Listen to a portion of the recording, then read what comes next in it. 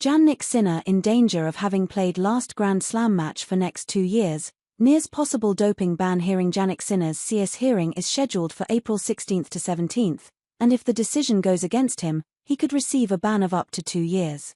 Jannik Sinner clinched back-to-back Australian Open titles, defeating Alexander Zverev in the men's singles final at the Rod Laver Arena in Melbourne on Sunday.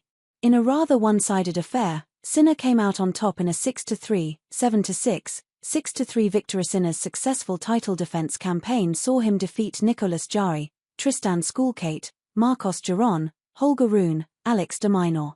Then he defeated Ben Shelton in the semi-finals in straight sets. It was also his third Grand Slam title, but the Australian Open 2025 could be his last major this year, as he nears the CAS hearing of his doping case.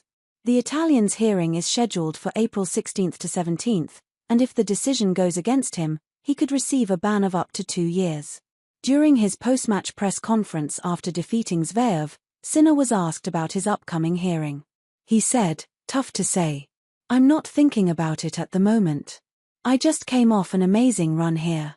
I want to enjoy this moment, to be honest," Jannik Sinner said.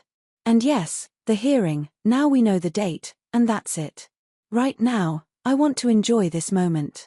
Sinner's title run at the US Open last year was controversial as it was revealed that he tested positive twice for clostebol in March. But an independent tribunal accepted his defense that the results were due to unintentional contamination.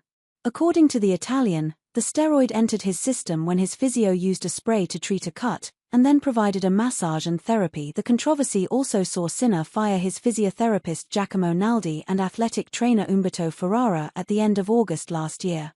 The pair were also blamed for unintentional contamination. Meanwhile, Naldi in an interview with La Stampa said, "I hope, sooner or later, I too can tell what happened to give a general picture. Because, from how this story has been interpreted by the general public, it seems that it was only my fault. But that is not the case, as anyone who has read the verdict knows. I realize that not everyone has made this effort." During his post-match speech in Melbourne, a spectator reminded Alexander Zverev about his domestic abuse accusations. Then during the post-match ceremony, controversy hit Zverev as a woman in the crowd interrupted his runners-up speech. Her face wasn't shown, but her words were clear due to the silence of the court. The woman exclaimed, "Australia believes Olga and Brenda," thrice before the crowd noise silenced her. Olga and Brenda are Zverev's former partners who accused him of domestic violence.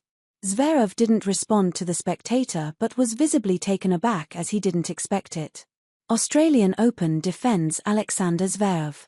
Meanwhile, Australian Open boss Craig Tiley rushed to the German's defense.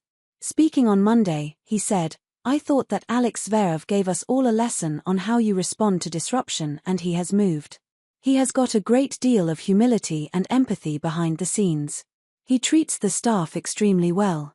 And we talk about Sasha and our experience with him, and it is a very special one. She was disruptive to the players in that instance, to the rest of the fans that were enjoying the rest of the final, rightly so. She should be evicted because we don't tolerate behavior that is designed to be disruptive, and that's what her behavior was designed to do," he added.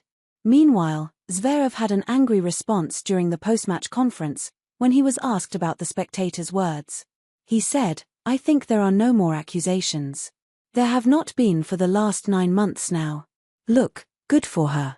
I think she was the only one in the stadium who believed anything in that moment. Good for her. I think I have done everything I can, and I am not about to open up that subject once again."